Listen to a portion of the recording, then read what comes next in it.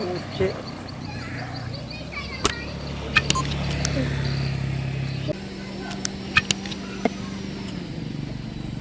Syederalun sudah 4 hari banjir mengepung pemukiman penduduk Singkil, ibu kota Kabupaten Aceh Singkil pada Minggu 7 November 2022.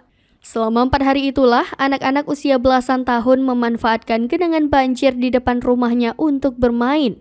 Mulai dari salto ke dalam kubangan banjir, naik tutup fiber ikan untuk mengarungi banjir, serta tingkah pola lainnya. Raut wajah cerai sesekali terdengar gelak tawa, walau kulitnya mulai keriput dampak berlama-lama terendam air.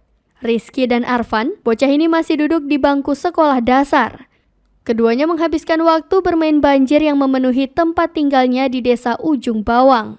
Selama banjir, kedua bocah ini mengaku tidak sekolah, lantaran tidak memungkinkan berenang menggunakan baju sekolah dengan tas buku di punggung.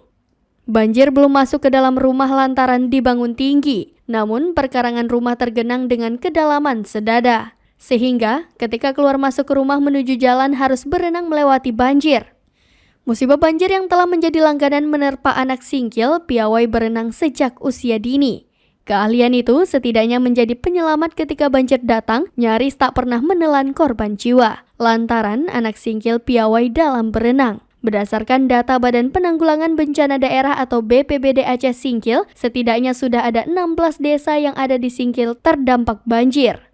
Masing-masing desa Rantau Gedang, Sukamakmur, Siti Ambia, Takal Pasir, Teluk Ambun, Ujung Bawang, dan Desa Pea Bumbung.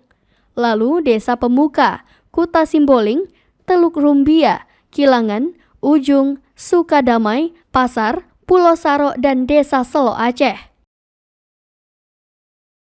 Dari Aceh Singkil, Dede Rosadi, Serambi On TV.